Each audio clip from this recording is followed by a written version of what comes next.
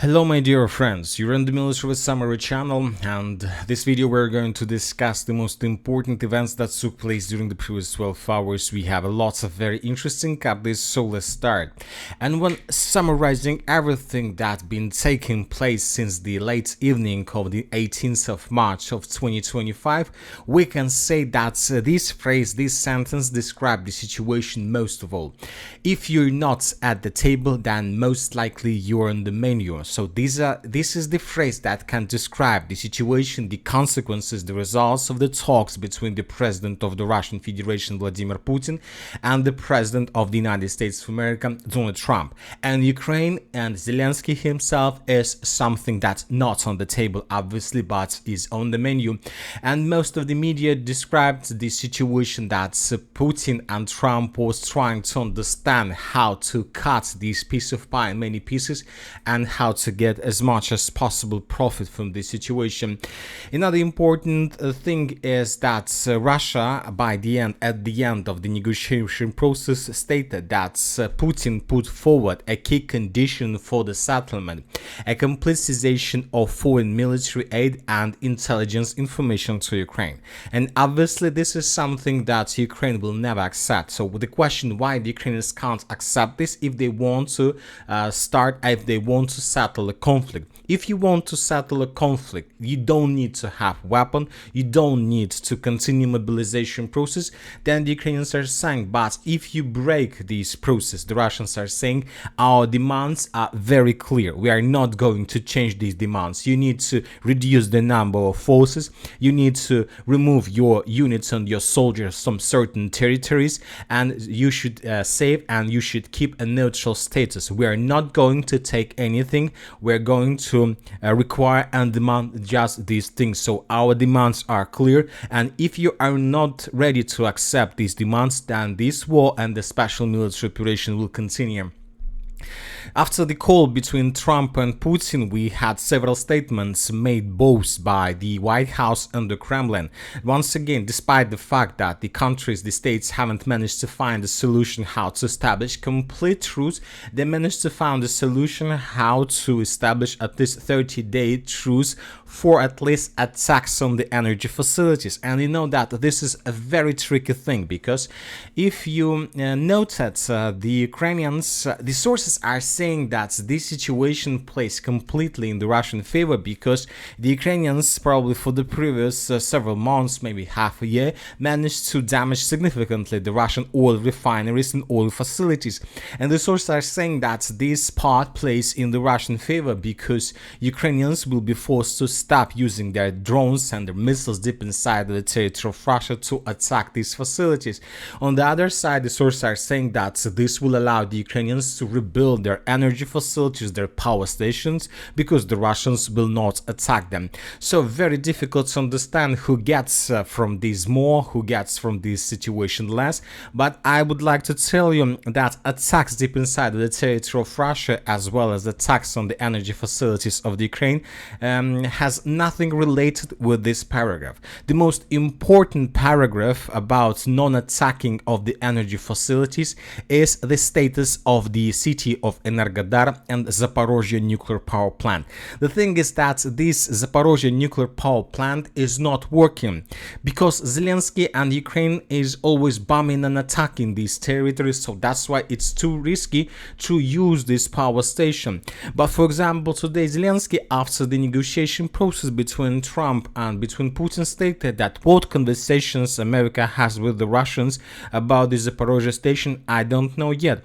I don't know the details. This is our station. It won't work without us. Although I know that the Russians really want the station to work for them, but it won't work without us. So you need to understand, if both sides, the Russians and Ukrainians, are able to accept this 30 days permit ceasefire, then the Russians will be able to restore in full strength the work of the Zaporozhye nuclear power station, and they will use the station to supply and support their regions that they currently control. We're talking about Crimea, Zaporozhye, Kherson, Donetsk and Lugansk. And according to this cessation of fire, the Ukrainians will not be able to attack, and this is a very tricky thing because Zelensky now needs to find a solution how to refuse this proposal from Donald Trump and to find real details and real statements, real reasons why he can do this. Because if he says that we are not going to accept this because the Russians will restore the Zaporozhye nuclear power plant in the full strength, obviously Donald Trump can make a decision to reduce the supply and support, and the most important, the sharing of the intelligence information with the Ukrainians. So this Zaporozhye nuclear power plant is a very interesting and tricky thing, and we understand that Zelensky wants, first of all, if you want this cessation of fire, then first of all we want to get energy from this power station as well. And for example, today some pro-Russian sources from some people, some managers from pro-Russian authorities reported that they see no reason and they see no need to control over the Zaporozhye power station together also with the Ukrainians. So it's Russia's power station and we see no need to share control over the station with the Ukrainians. So anyway, let's wait and see what is going to be next. But Zelensky also stated that we are not a salad or a compote to be on Putin's menu, despite his appetite. That was stated by Zelensky. Anyway, let's wait and see. But the most important thing that Zelensky, he was very not angry, but he realized that something bad would happen during this negotiation process. So since the beginning of that negotiation process, Zelensky made at least 6 attempts to break through the border between Russia and the territory of Sumy with the purpose to attack the settlement of Demidovka. All those attacks were repelled by the Russians. The Ukrainians suffered significant losses. The Russians are saying that Ukrainians used up to 200 Ukrainian militants and 29 units of military equipment were involved in the provocation, including 5 tanks, 16 combat armored vehicles, 3 engineering vehicles, and the mining unit. Lots of vehicles were destroyed. The Ukrainians lost up to 60 soldiers, but despite the losses, we have adjusted the map in the Ukrainian favor.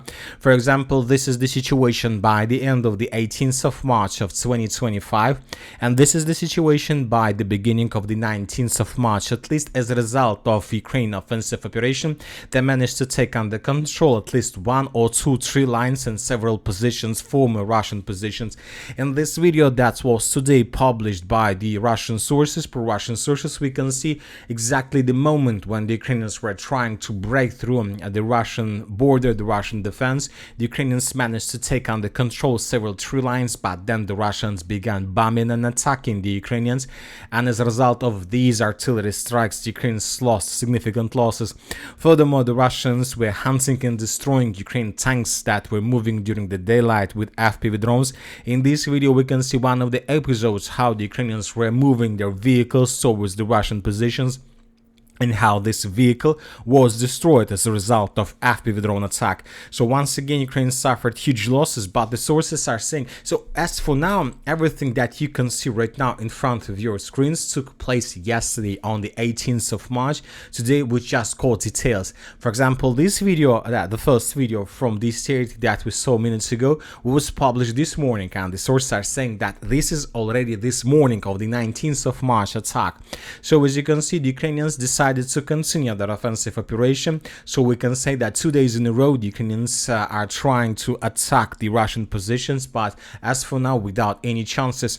So let's wait and see. But another important thing, that the Russians managed to discover the concentrations and the positions of the forces of the armed forces of Ukraine in the Sumy region, and during the previous night the Russians carried out several Iskander missile strikes that led to significant losses.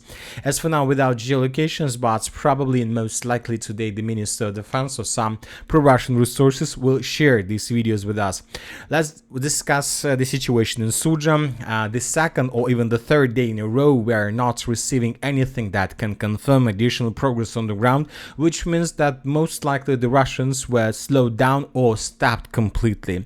We see that now every single square meter or square kilometer is very difficult for the Russians. For example, Trump continues stating that there are still 2.5 thousand Ukrainians that were caught in cold by the Russians, and he still continue asking Putin to release them or to save their lives. Putin, on the other hand, says that and they can just surrender and we will save their lives. There are no chances for these Ukrainians to cross the border and to return back to the territory of Ukraine.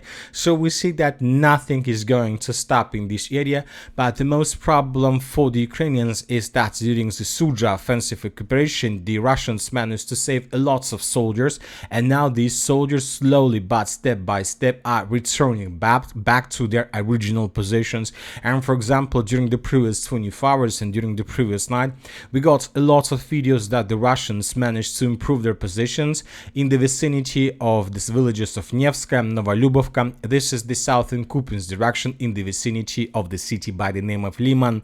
Let's take a look at this map. As you can see, for example, this offensive, the last offensive operation, started somewhere on the 17th of March of 2025.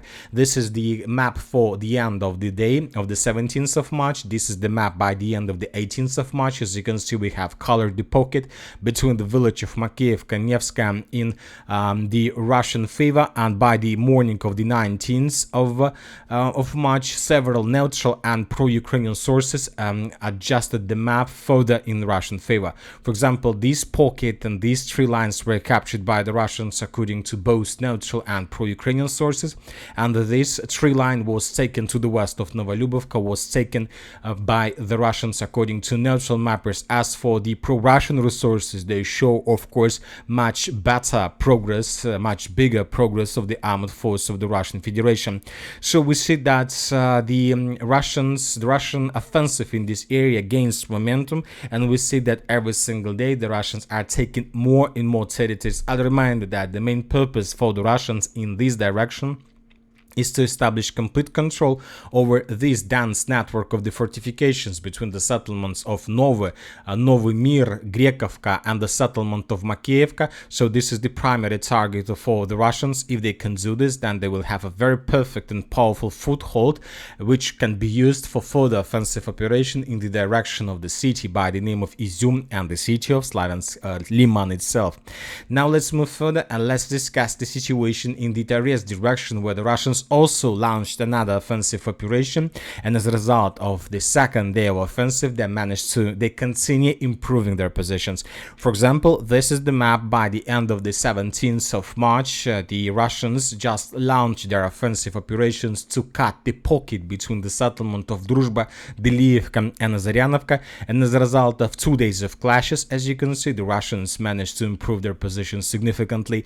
All these changes were made based on the videos that were published by the Ukrainian side. For example, in this video we can see how the Russians managed to reach the tree line land infantry, and they abandoned their tank because it was very dangerous to stay in tank, and the Ukrainians began attacking this tank, and as a result of several FPV drone strikes, the abandoned vehicle of the armed force of the Russian Federation were destroyed. Another important adjustment on map took place in the southeast western part of the Zabalka district. The Russians continue restoring their lost positions, and as a result of clashes, as you can see, several streets and tens of buildings were recaptured.